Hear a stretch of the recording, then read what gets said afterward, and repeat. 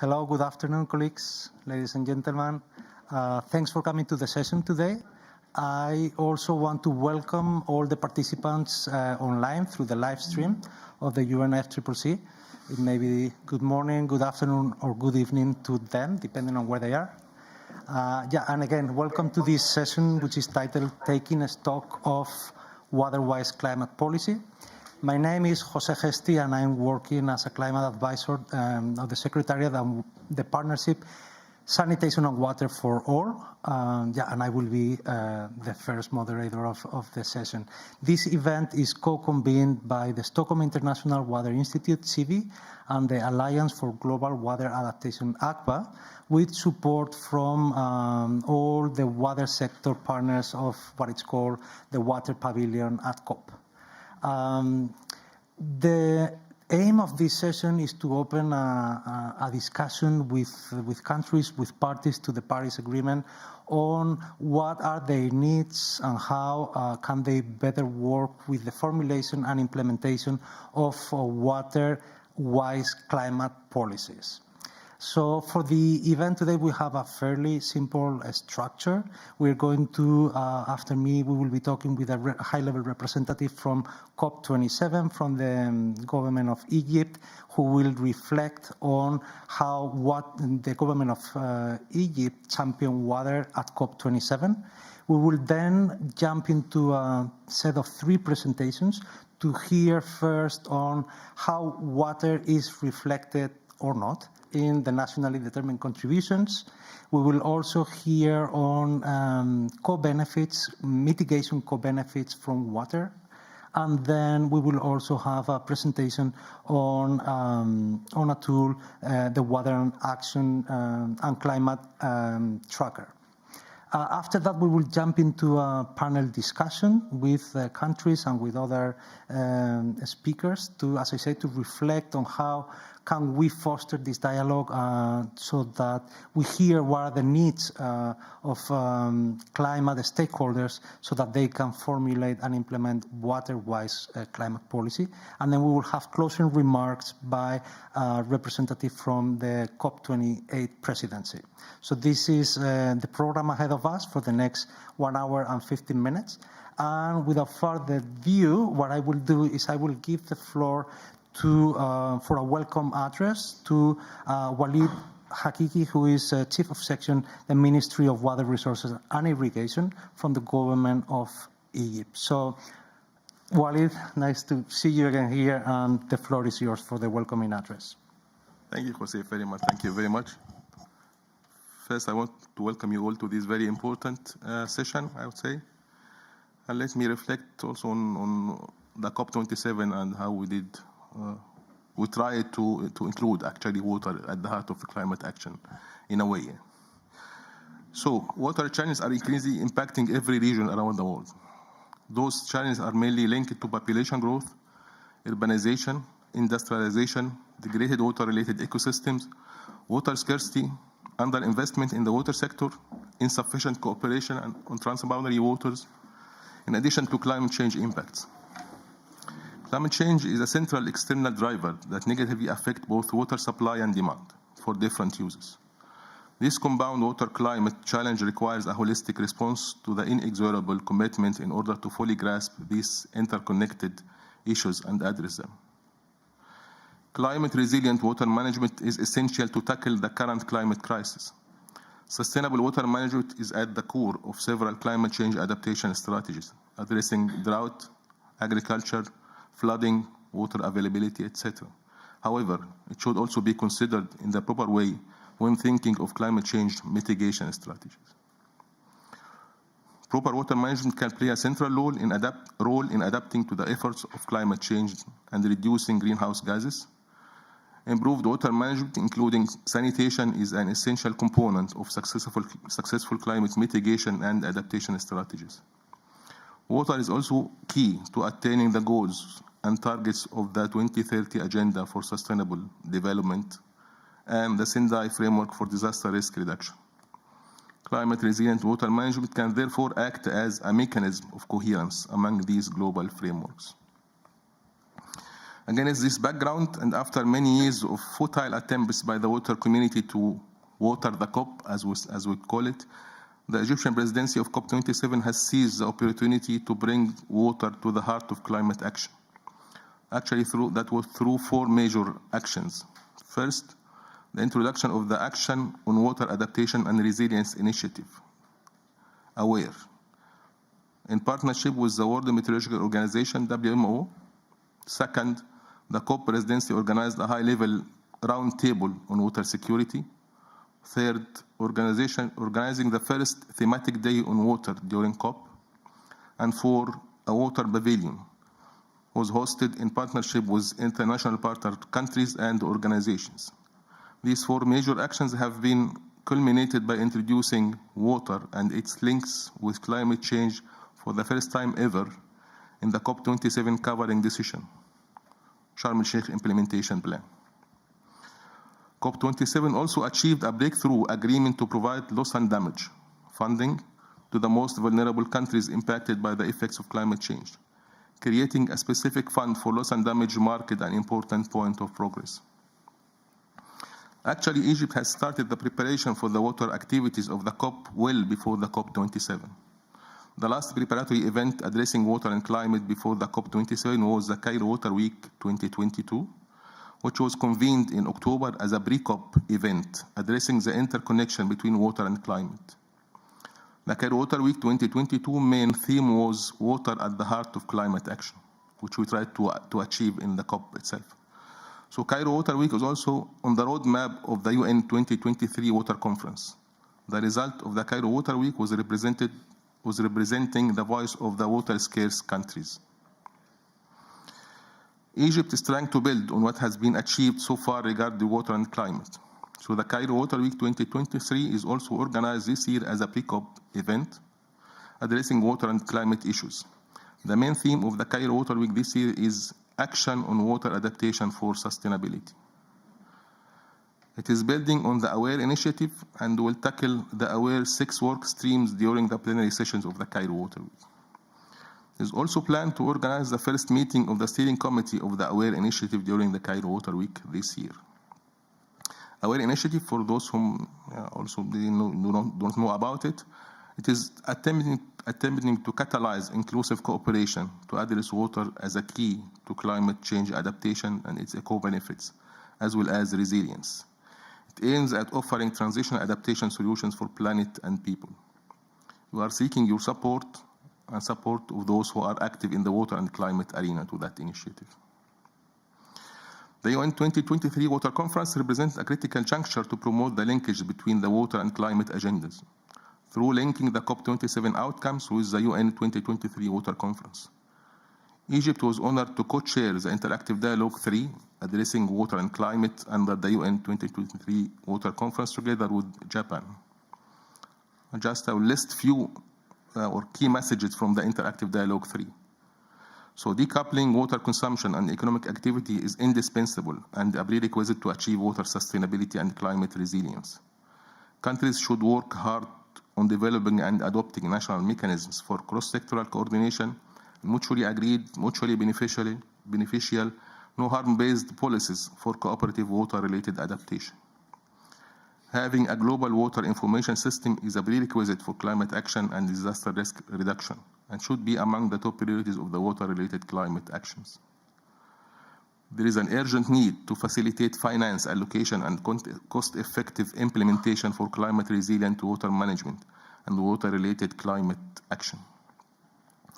We need to continue and build on the COP27 achievement. There is a need to adopt an inter-COP process to connect, integrate, and fully implement water-related decisions at the global assemblies, conventions, and frameworks, which are dedicated to climate resilience and the environment, while building on the COP27 in particular, as it brought water discussion to the center of the climate discourse. It is very important to build a follow-up mechanism for the action and commitments that resulted from the UN 2023 conference as a key step to achieve concrete advances in the field of water and climate in the coming years. Finally, in response to an accelerating water and climate pressures, we must ensure that water is at the forefront of the climate agenda. which is not an easy task. But we need to continue our efforts and resistance. Maybe we need to learn from water itself. As per the old saying, dripping water hollows out stone, not through force, but through resistance. And thank you very much.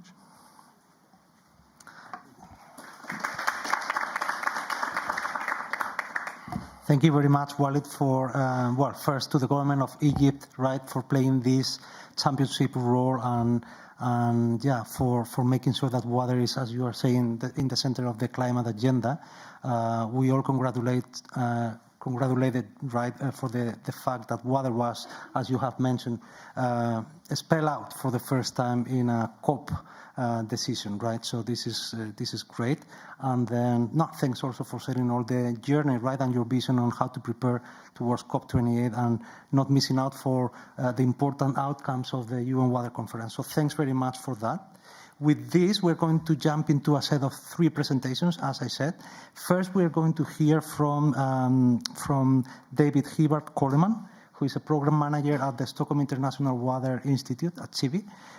David has been behind an amazing analysis trying to understand how water has been captured as part of the nationally determined contributions. So we cannot wait any longer to hear what you have to tell us, David, and how are the results of this analysis? Over to you. Yes, so water at the heart of climate action. We often hear about it, we often talk about it, but how much is that actually reflected in the NDCs?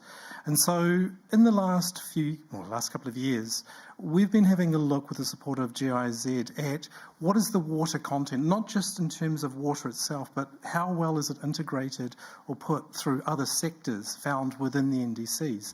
And so we looked at 114 NDCs from predominantly low and middle income countries. We tried to assess and address all content, targets and measures associated with water, including both mitigation and adaptation across multiple sectors. And overall, generally speaking, yes, the NDCs did pay more attention to water.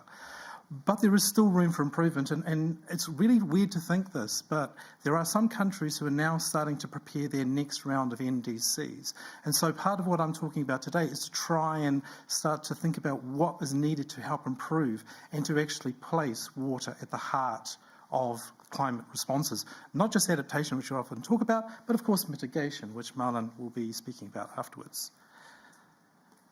Hoping that's right. So just an example of some of the findings that we had. I'll cover these very briefly. Am I one ahead? Sorry. Other way. Yeah, thank you. So, for example of our findings, we found that 45% of the NDCs included measures around water supply and sanitation from a WASH perspective. And when I say WASH, it's a focus on increasing coverage and access. That's tripling compared to the first round. So there's definitely an improvement there. 64% of those enhanced NDCs included measures around wastewater.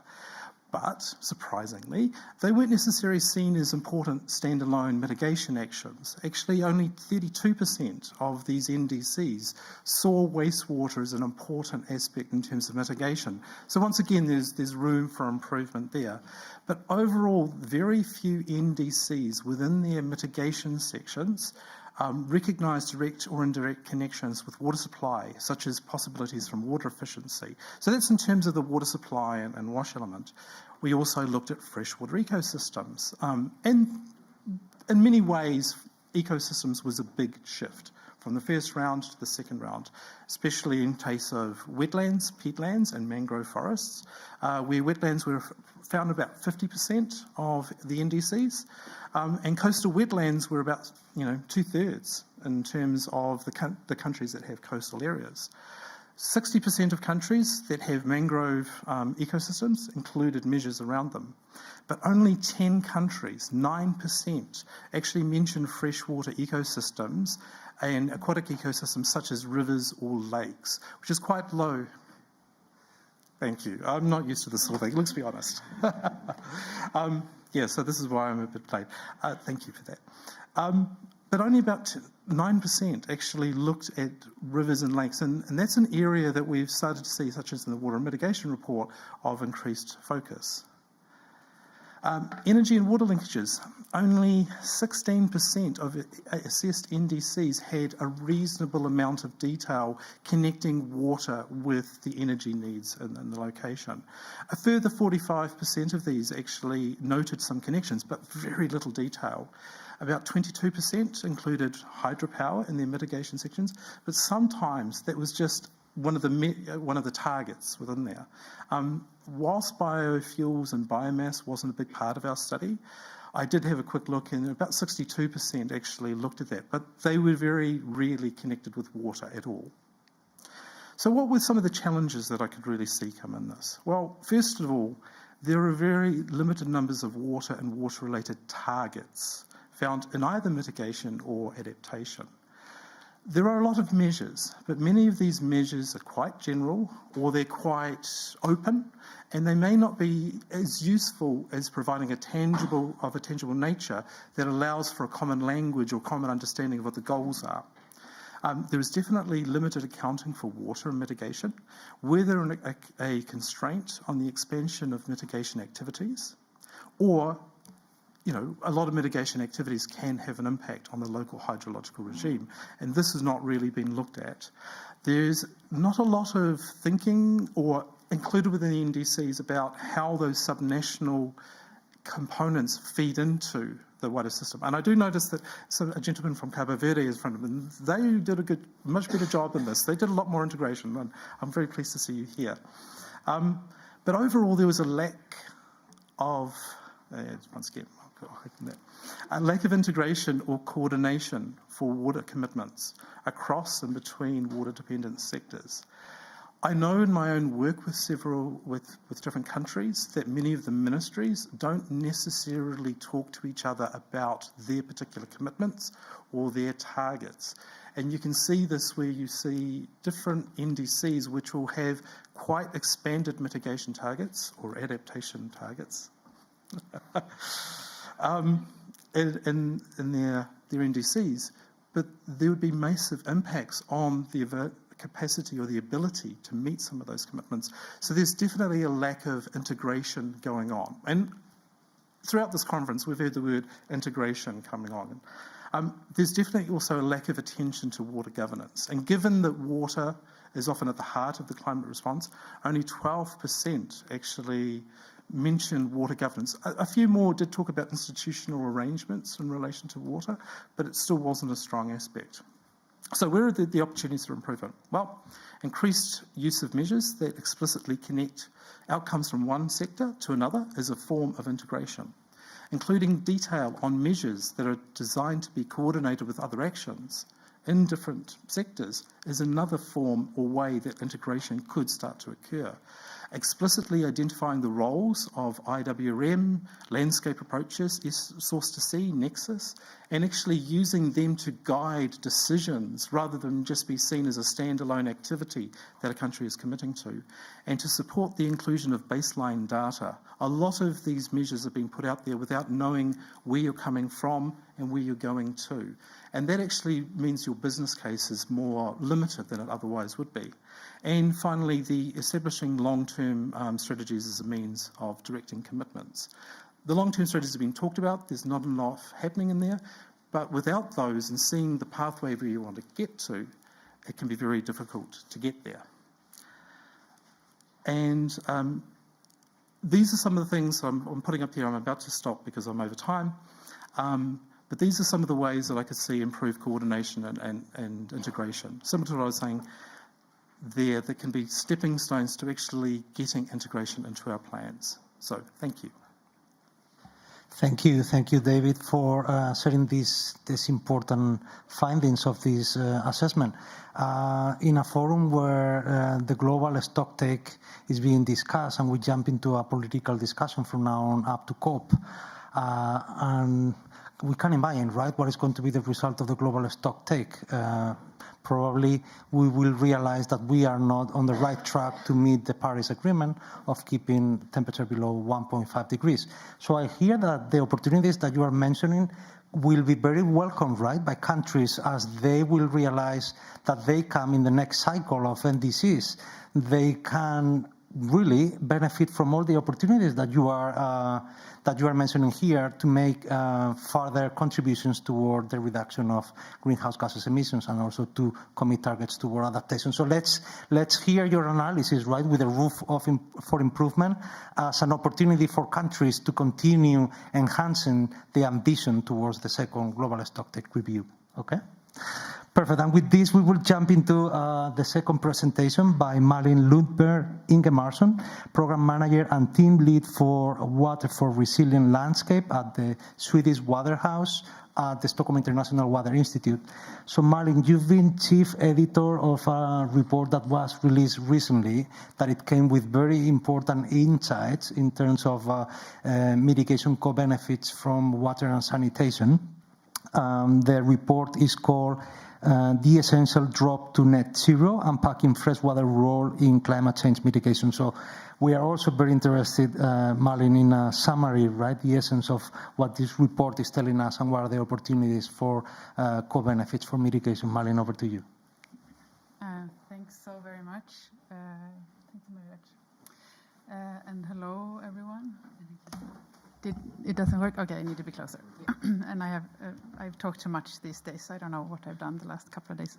Okay, let's see. Do we have a presentation, perhaps?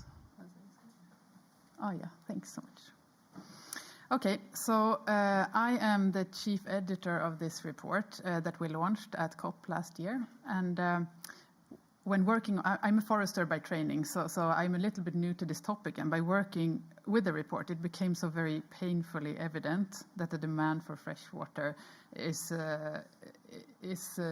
big and that it will increase, and that we therefore need really solid water-wise mitigation plans.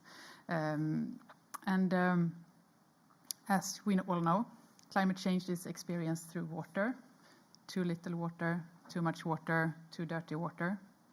And it has been estimated that 4 billion people, they face water shortages at least 1 month out of the year. And with climate change, this will increase. So our report shows that most climate change mitigation measures, they depend on fresh water. And there is also many mitigation measures that have impact on fresh water.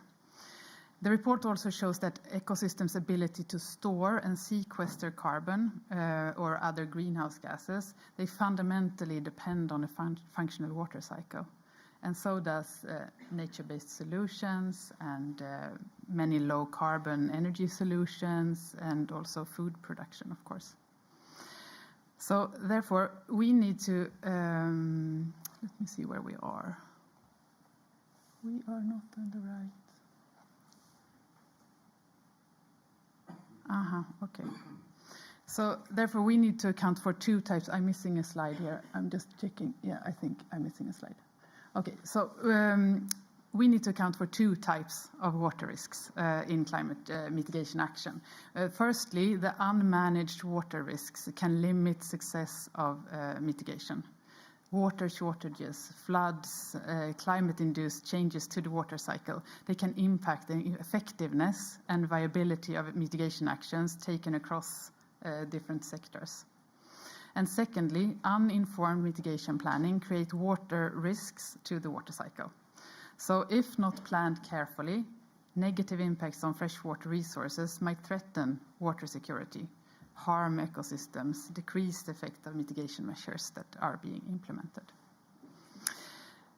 In the report, we worked together with Fabian Stenzel from PIC, Potsdam Institute for Climate Impact Research, and to model, he's a modeler, so we asked him to model what will happen when we add additional demand for available water resources by factoring in bioenergy with carbon capture and storage, what is called BECCS. So the current 1.5 target scenarios, they include global implementation of BECCS.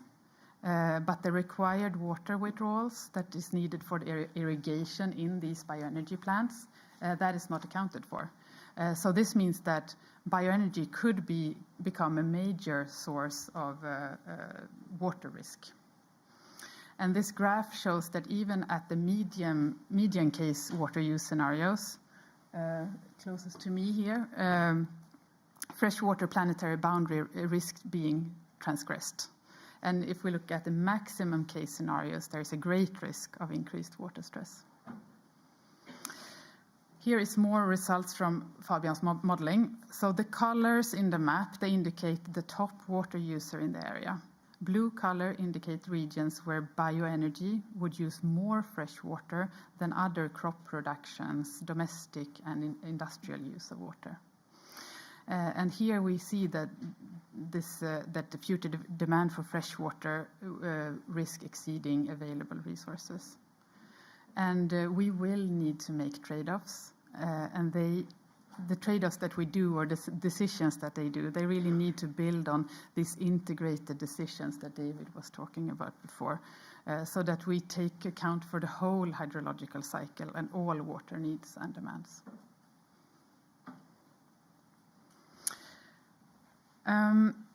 So to sum it up, climate change mitigation cannot succeed without water.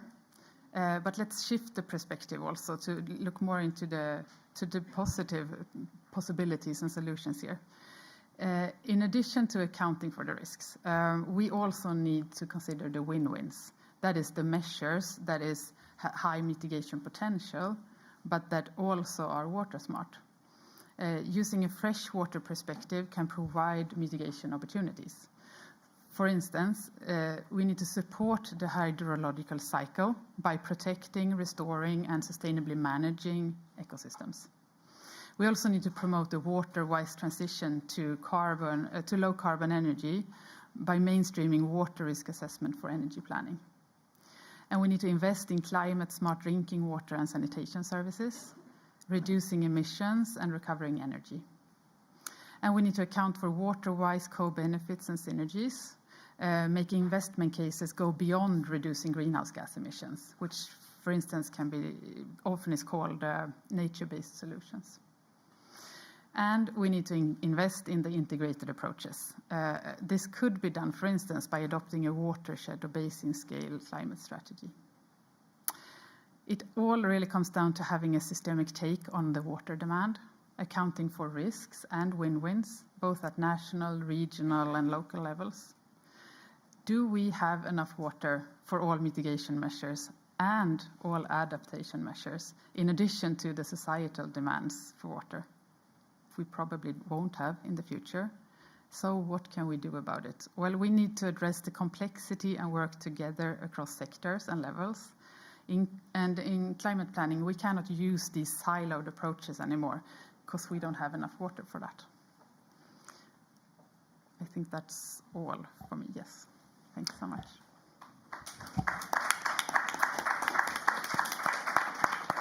Thank you very much, Malin. And we are building a conversation here. David was telling us how there is room for improvement of the NDCs, which is great news.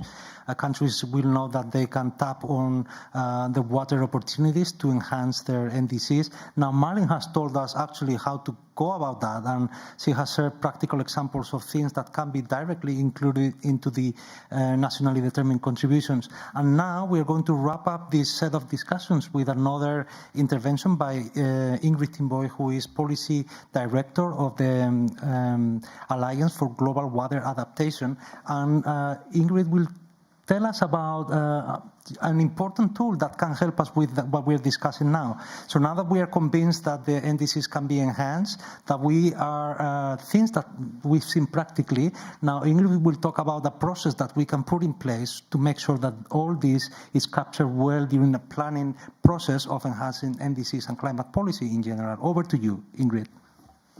Perfect. Turn that on, and I'll just move this away. Hi, everyone. Thanks for being here this afternoon. As mentioned, my name is Ingrid Timbo, Policy Director at the Alliance for Global Water Adaptation, and I'm going to be talking about a tool that we've developed over the last couple of years called the Water Tracker, or more long title, the Water Tracker for National Climate Planning.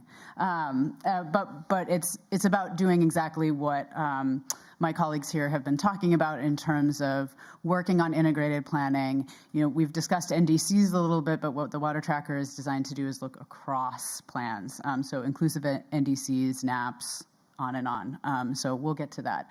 But before we do, so Malin actually set this up really nicely. Why are we kind of interested in terms of water resilience and climate planning? As she mentioned, you know, a lot of our mitigation and adaptation solutions are water intensive. And also a lot of our kind of infrastructure, our planning, our current design models are not taking climate risk or considering future different hydrologic scenarios into consideration. And so we really need to be doing that, because the water that we have now, you know, will probably not look the same in 30, 50 years, and our infrastructure is built to last that long, and longer in many cases.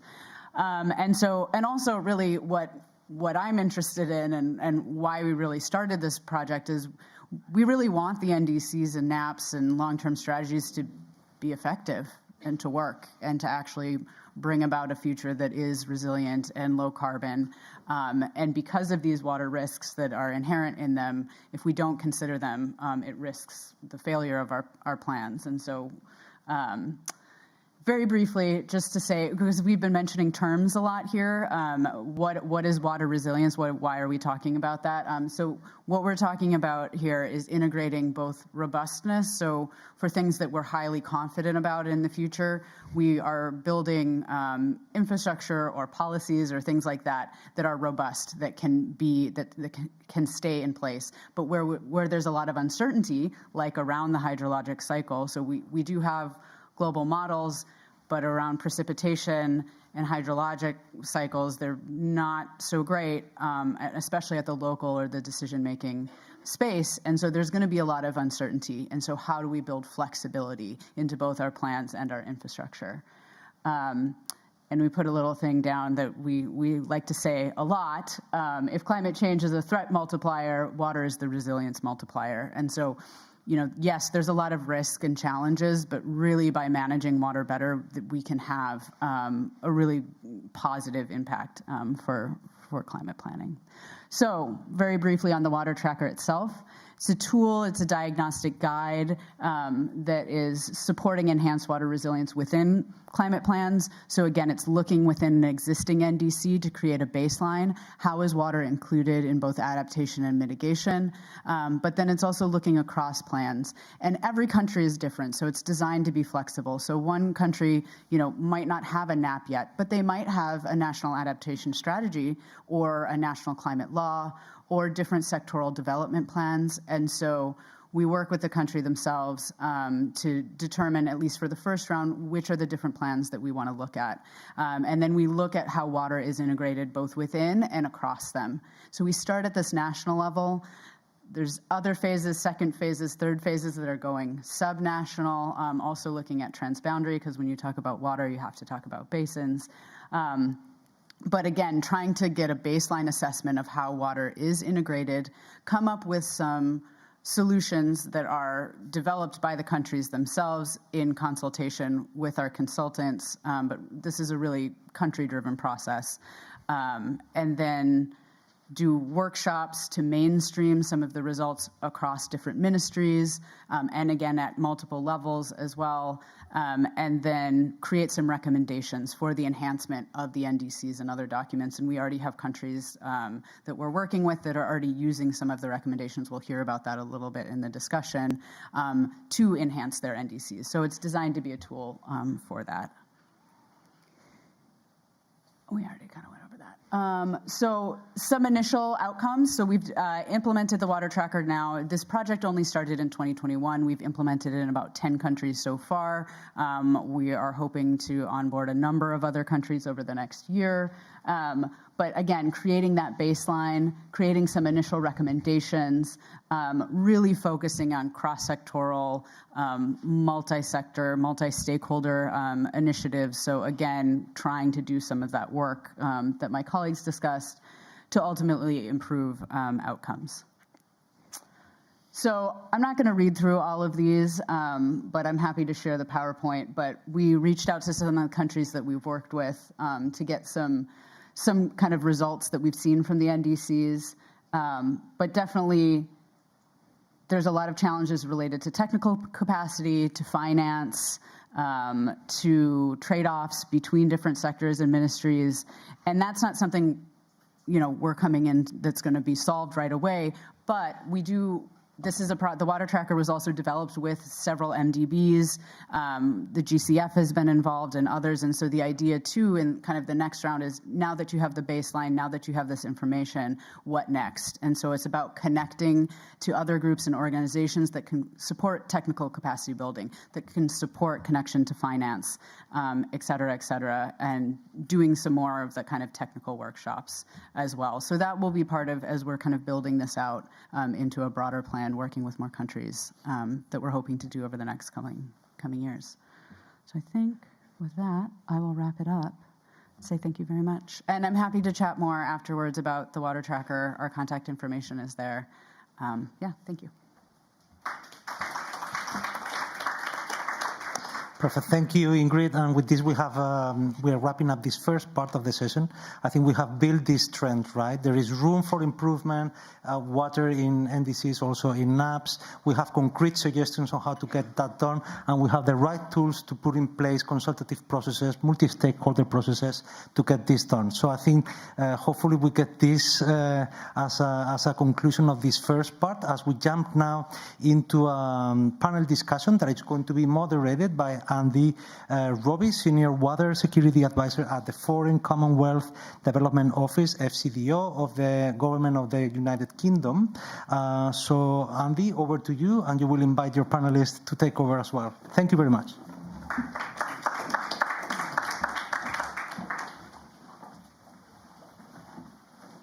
Thanks very much, Jose. My think pad so I can think. Understand the problem at my age.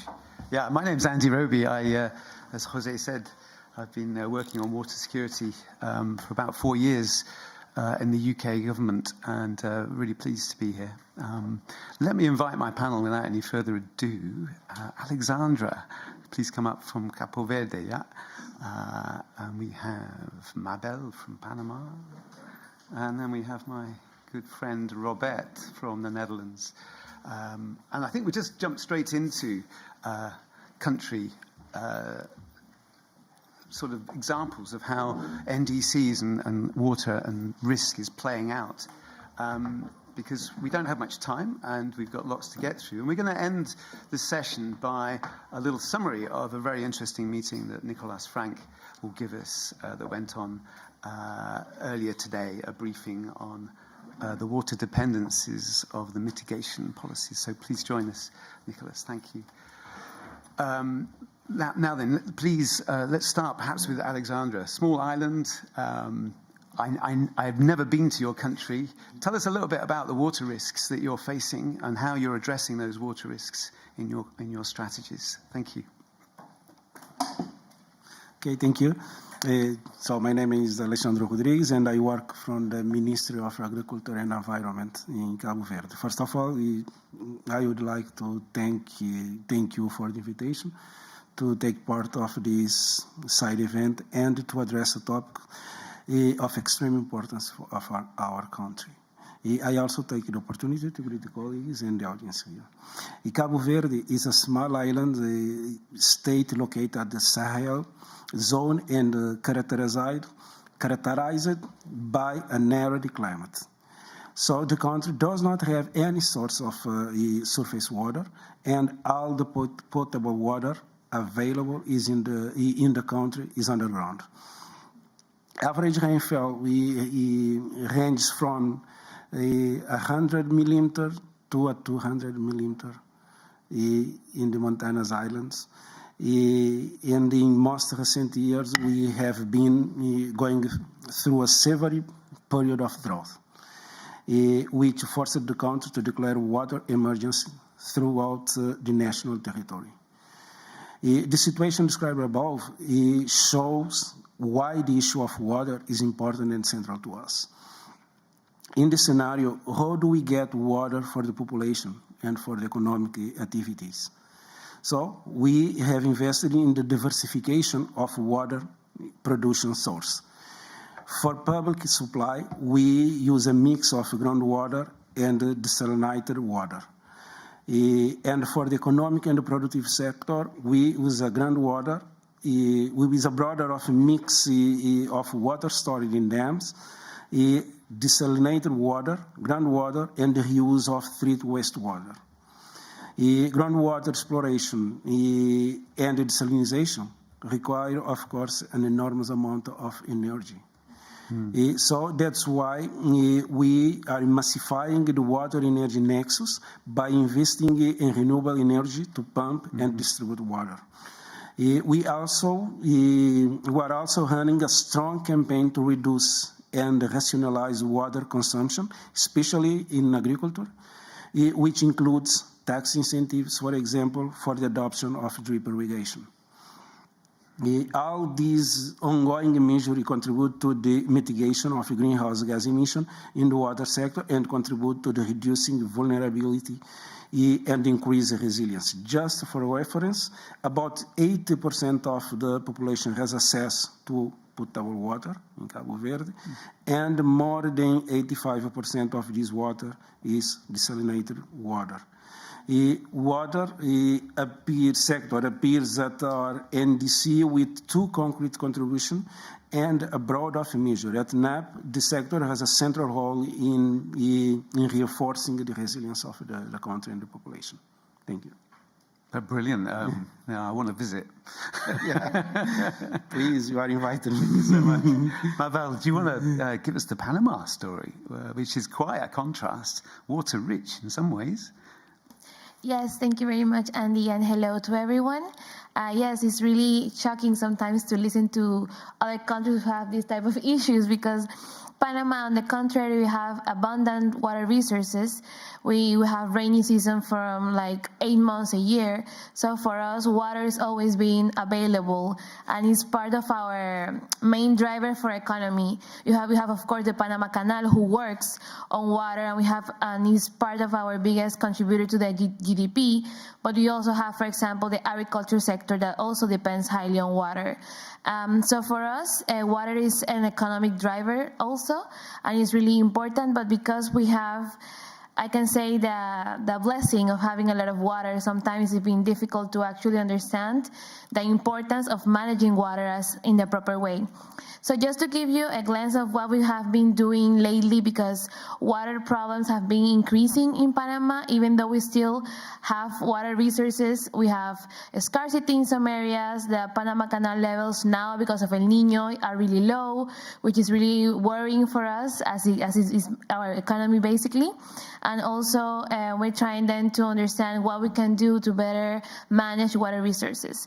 In that sense, I would like to just mention a few things we've been working.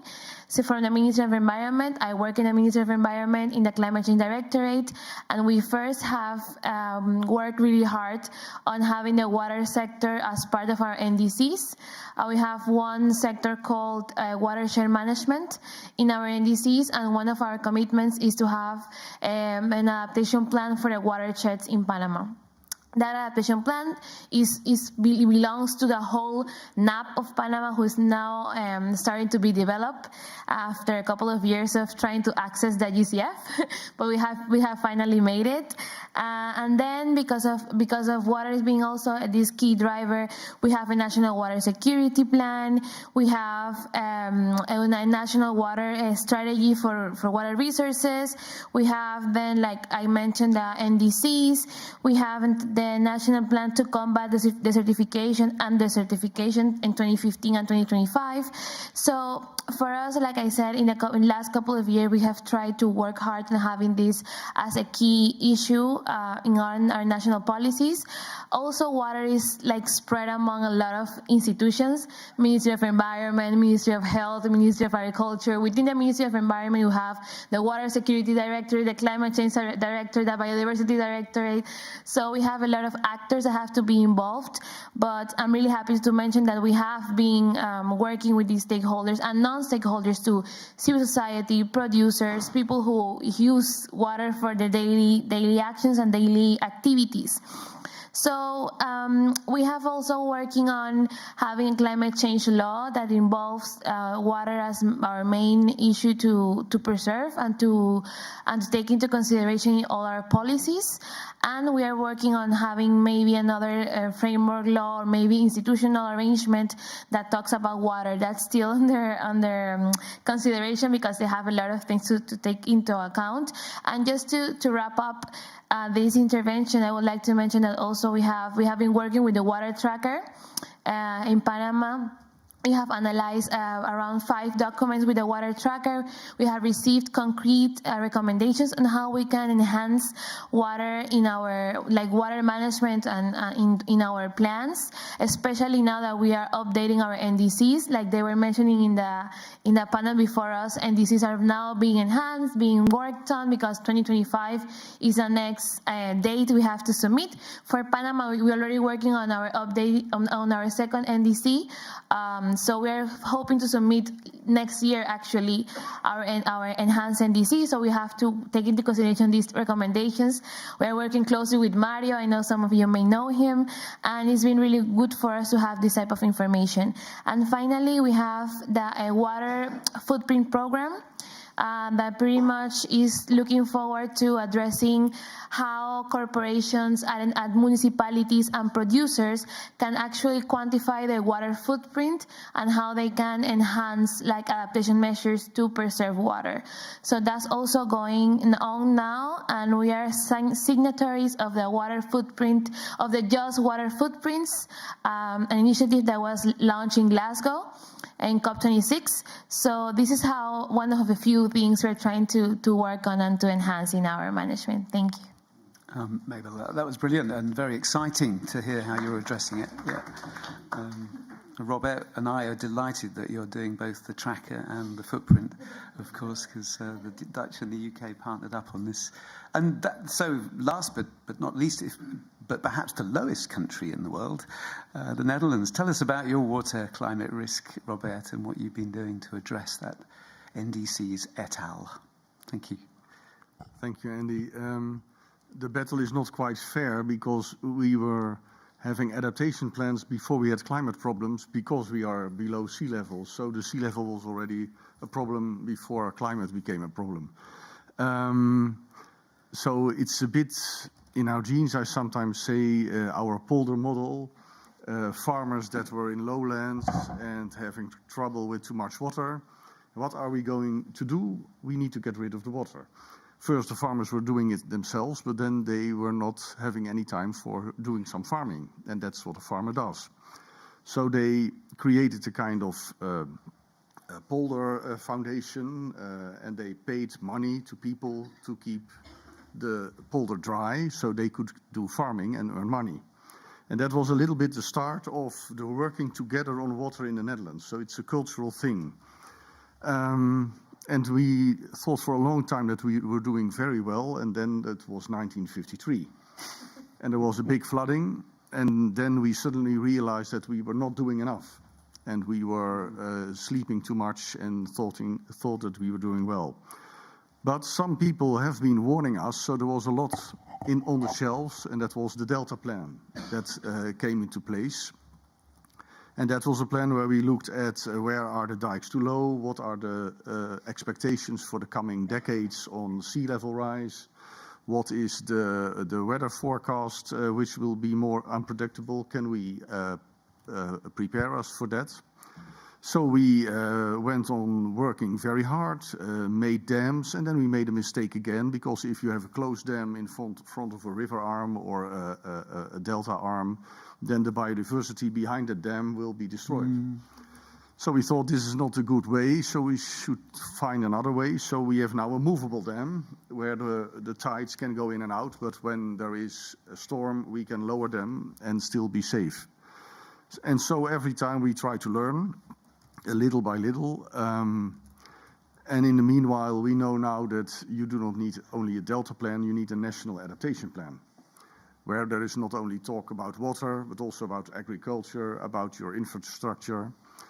And we learned that you should not be dependent on the Ministry of Finance. So we have a Delta Fund, which is independent from the Ministry of Finance, and which is the basis for financing climate adaptation. So that helped. And that's where we will proceed now. We will make mistakes again, I'm sure of that. And I hope that we will learn from that, and that I hope that you will make mistakes, and that we can learn from your mistakes, and you can learn from our mistakes. And then we will make more and more progress very rapidly by working together internationally. And I have one burning question to Alexander about, I've never tasted desalinized water. But is it different than the normal fresh water? Or what's your take on that? It's different from German water. It's acceptable for you, or do you say? No, but I don't know. Maybe so we have different islands, and we, for example, in my island we have groundwater, but the taste is almost the same because they mineralize the water. Desalinized and mineralized water. The taste is almost the same.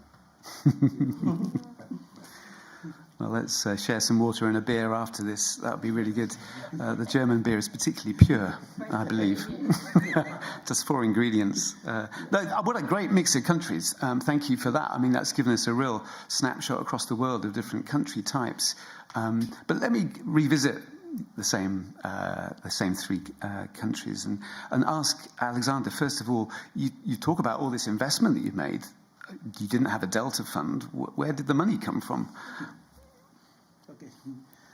So to respond to this question, I will make an overview of the how we thank you. How we are facing this challenge. So with the scenario that showing us a 10% of reduction in precipitation and an average temperature increase of up to 3 degrees for Cabo Verde. So it's crucial that we have accessing to finance and technologies for efficient integration and implementation of climate policy in water sector. Our NDC and the NAP already point the way towards this integration, which is being carried out with support from internal resources and from bilateral cooperation partners. For example, at this moment we have 2 strong bilateral cooperation, one with Japan and another with Luxembourg, who is support us in the governance issue, but in the mobilizing other source from water, for example. And Cabo Verde has built up technical capacity over the years to manage water in a situation of scarcity and has stood out at an international level. In 2022, Praia, the capital of Cabo Verde, was declared by FAO the capital of the World Forum on Water Scarcity in Agriculture. It was rewarding Cabo Verde for innovation, resilience, and persistence in dealing with water scarcity. However, the country still faces major challenges, such as significant loss of up to 30% in water distribution pipes in some islands, which compromise the sustainability of the water distribution system. In addition, the price of water remains high due to the costs of exploration and distribution, creating difficult in accessing water for the most vulnerable families. In this context, Cabo Verde needs urgent access to lower cost technologies and technical and financial support to identify and replace absolute water distribution pipelines. At the same time, it's necessary to reinforce investments in the use of renewable energy in the production and distribution of water, both for domestic consumption and for economic activities. We also need technical and technological support to increase the efficiency of water use in agriculture and expand the use of treated water, wastewater in agriculture production. Because for our country, we want to have water, so we can't use water and left the water goes to the sea again. We need to reuse them. And these are the most important supports that we need to ensure the integration of and implementation of climate policy in the water sector and water security in Cabo Verde.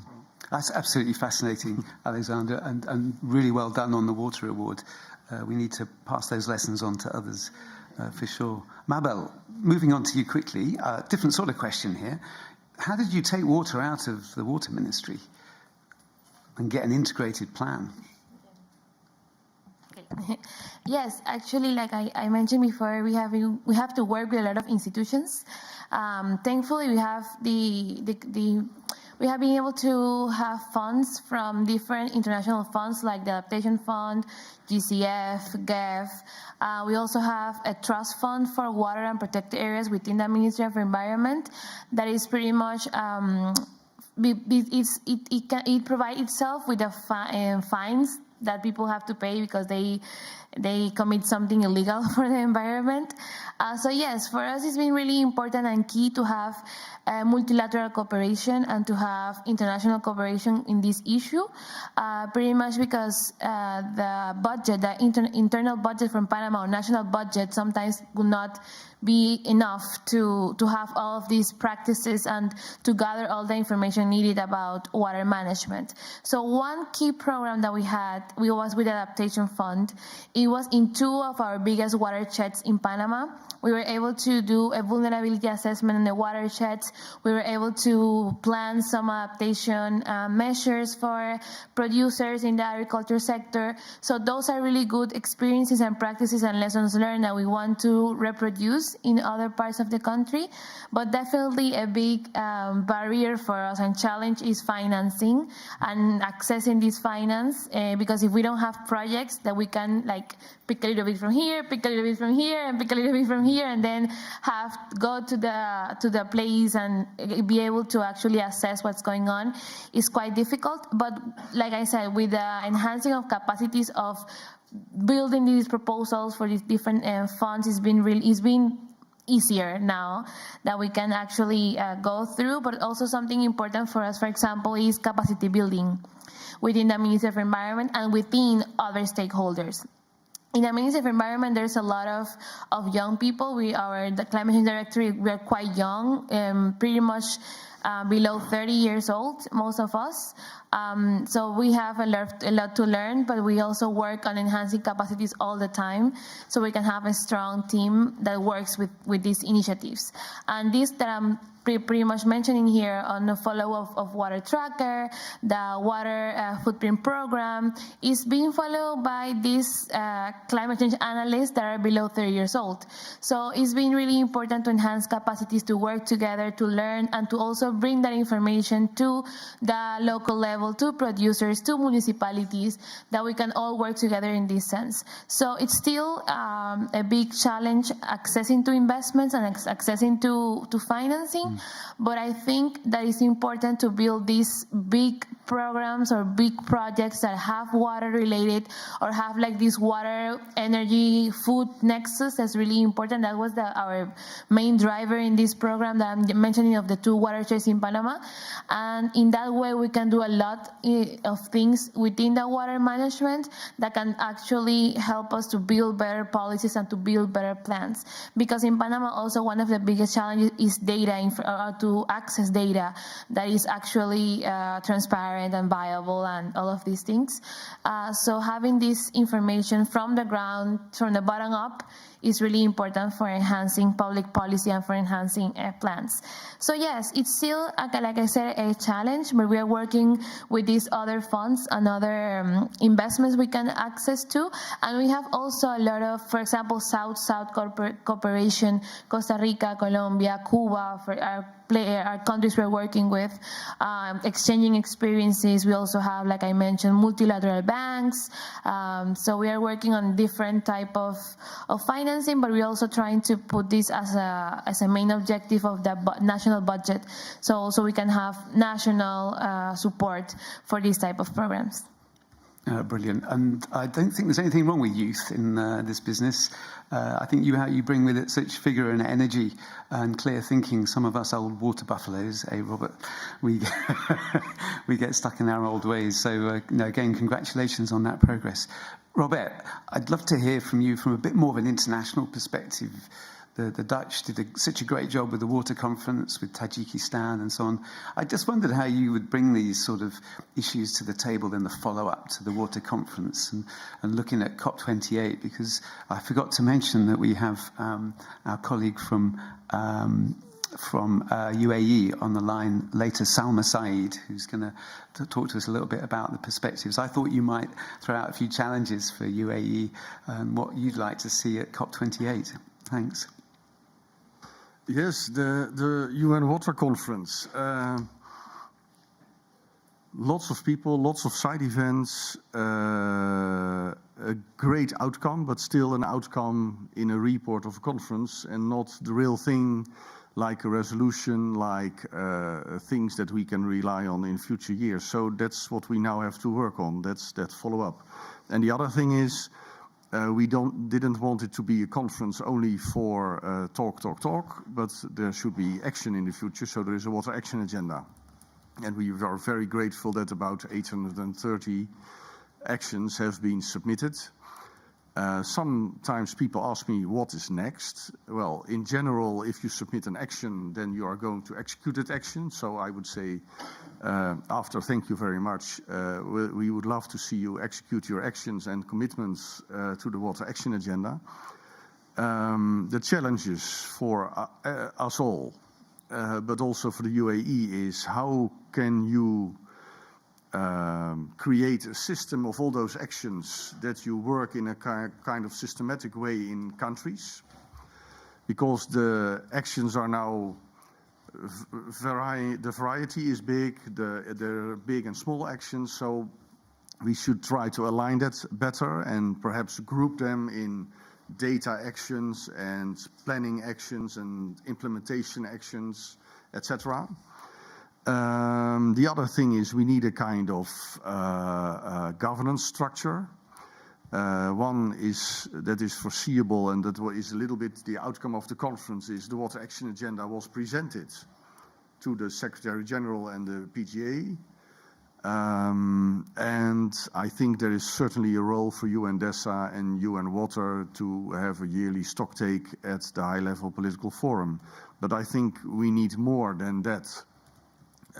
Because the challenges in water are so big, that we need also a kind of political group of countries and organizations that say we will work on the content of the Water Action Agenda. We want to work on the way we deliver the outcome of the Water Action Agenda in countries. Can we do that in a systematic, integrated, cross-sectoral way? And therefore, you need perhaps a kind of new coalition or champions group or whatever you call it. And I think that the COP28 is an excellent moment to start such a political group. And I do hope that the UAE wants to support that movement. We were very happy that the UAE was active at the UN Water Conference and that they already made the commitment talking about commitments, of bringing that water action agenda to the COP28 and also to bring the work of the Global Commission on the Economics of Water to the COP. And I think when we put it all together, and with the help of all of us, so it will not be the Dutch and the Tajiks, but the co-chairs of interactive dialogues, the people here on the table, that we will have to come together, make it a kind of systemic, ask perhaps people, experts to help us with that, ask help from organizations who work with data. We have seen presentations at the beginning on data and substance behind all the policy. And I think then, when we do that, on COP29, we will have the first great results. Brilliant. Robert, again, congratulations, and I should have recognised the work that Egypt did. I failed to get water in COP26, so well done, Egypt, for COP27. UAE, COP28, looking forward to that. Discussions will continue on that. You've been a brilliant panel. Thank you so much. Such variety and well articulated. I'm sure there's much more we could learn, but we've run out of time. We've only got 5 minutes left for Nicholas to tell us about another really important thing. Let's give a round of applause to the panel, though, first of all. Very good. Nicholas, you're going to tell us about some, breakthrough evidence, data-driven, I think, from this morning. Thank you. Thank you very much, Andy. And I think although you might not have brought water into COP26, you for sure laid the ground for Egypt and the work that we're doing now. So thank you very much for doing that. So I work for the World Meteorological Organization, and we actually exist already since 150 years. So before the UN actually was probably in the minds of the people. And this organization was created to monitor and get the data and information specifically on weather, so that we better understand how weather is acting in different parts of the world, standardize that data, share that data for the purposes that we need into aviation. And then, of course, we found out we have climate change. So this organization started gathering data on our climate change impacts and the climate change issues. And now we that work in the water field, we know, okay, hey, climate change is having an impact on our water resources. So we have to start monitoring our water resources. How much water do we have? And I heard today now we have maybe too little, too much, or too polluted water. But actually 50% of member states of WMO have sufficient monitoring systems in place. So we're lagging behind. WMO also hosts the IPCC Secretariat, and we're all very familiar with the IPCC work and their reports. And the IPCC, in their assessments, identified freshwater requirements that are associated with most measures for reducing the emissions and sequestrations, right? But it's really not actually quantified, right? They say, okay, it is required, it is associated to our emission reductions, but how much actually? How much are our CO2 emissions dependent on the water? How much water do we need in order to lower our CO2 emissions or capture them? So the expert group on the water and climate change of UN Water, and many of our colleagues here are members of that. This is a coordination mechanism of the UN system, and we work together with a lot of partners and also member states. We thought we should look more in depth into this, right? And what are the risks and the issues that are related to the water and climate mitigation interdependencies? So we hosted a workshop yesterday.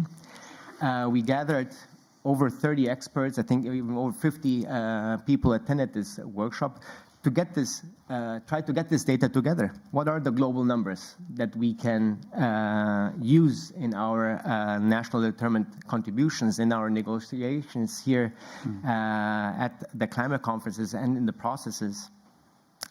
What is actually required in the work streams of the UNFCCC to get water into those discussions, and maybe where are the gaps where we need the IPCC that we need the assessment of the IPCC more. So we analyzed the dependence of the clean energy transition to water, the sequestration by natural ecosystems and the emissions from also from irrigation, water treatment, and so on and so forth. So this workshop found out that we have some numbers in some fields, and that we know, okay, natural systems such as wetlands, peatlands, and forests, and so on, they can hold up to between 20 and 30% of the natural carbon. Or also that coastal blue carbon ecosystem stores 2 to 5 times more carbon than terrestrial forests. Or also that wastewater alone is estimated to cause up to 3% of the total global greenhouse gas emissions. But we really lack these global numbers, you know, how much of the CO2 emissions, how much water do they need? We know they are dependent on water, but we don't know how much, and we cannot quantify them. So there is definitely room for improvement there. And this is where we need climate change negotiators, and I wonder how many are here in the room and how many actually during the negotiations raised the issue of water and said, hey, hoppala, how we say in German, or in German we use the expression, hoppala, you know, I want to have sustainable energy production, but do I actually have the water available that is needed to produce that?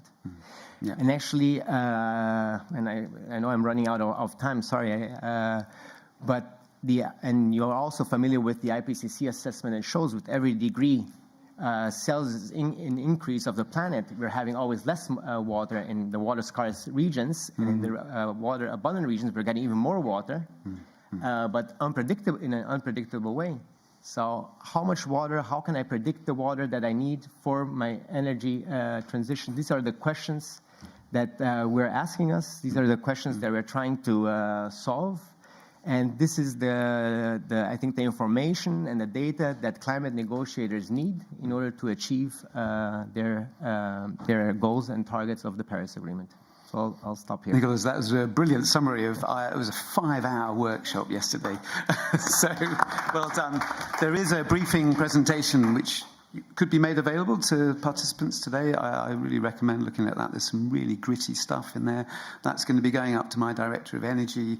UK is going to be making its pitch to the UNFCCC on water and the need for sustainable energy production.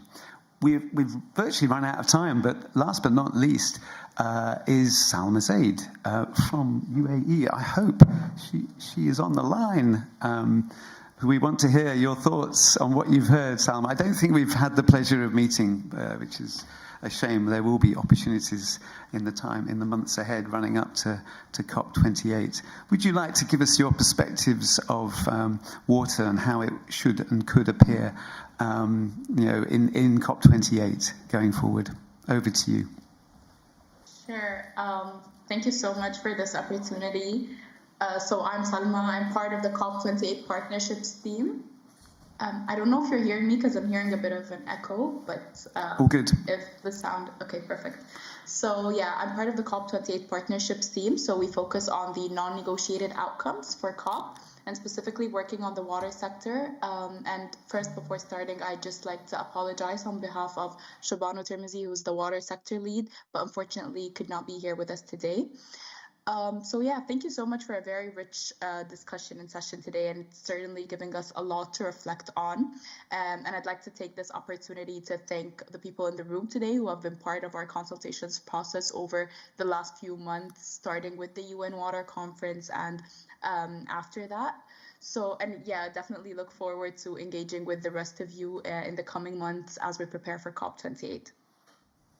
So as mentioned by different speakers in the room today, we recognize that this is a big year for water coming out of the historic UN Water Conference and building on the success of COP27 in heightening the visibility of water in the climate agenda. So through COP28, we are really keen on leveraging this momentum, and as Robert mentioned, we are really keen also on working on turning the commitments into actions, because obviously it goes without saying we recognize the inextricable link between water and climate change, both from a mitigation angle and an adaptation angle, and that achieving the Paris Agreement would not be possible without water.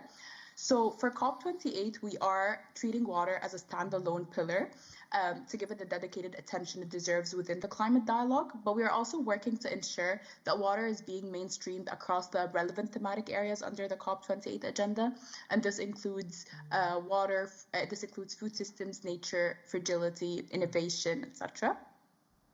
In terms of also the approach we're taking, we are also not trying to create anything from scratch, but we are really looking at building on existing efforts and work with key actors in this space to basically elevate the work that has already been done. And as mentioned by the group today, and it has been very clear throughout the session today that there is room for improvement, and we know the tools, and we just need to make sure that we are all working together towards a common goal. We're breaking the silos, we're working in a systematic way and elevating the water profile in the climate space. So we are really looking forward to working with all of you to take forward the key takeaways of the session today and as we prepare for COP28. And please do not hesitate to reach out to us at any point to discuss ways we can collaborate together on the water outcomes. Salma, a really, really great summary, and looking forward to deepening that discussion. And you can count on, I'm sure, the partners in this room to support UAE in your ambitions, because it's a heavy lift, as we know, as the UK, pulling off any sort of a COP. Thank you very much indeed, all participants. I wish we had time for some discussion and interaction, but I guess there's time afterwards, and I'll certainly be going for that beer if anybody wants to join me.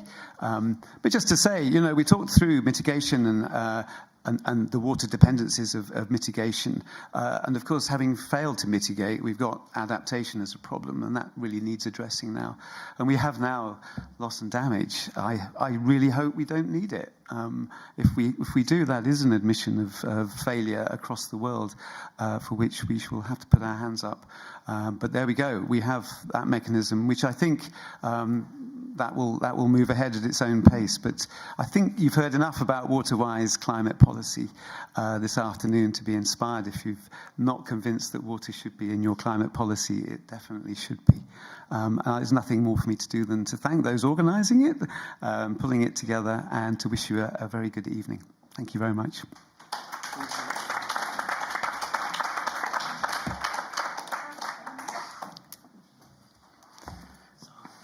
Exchange cards.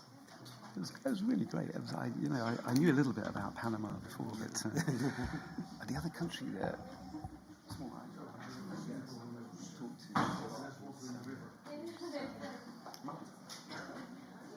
Which is also very, very rare. I've got some really interesting, similar things that you're working on, but they do have some groundwater.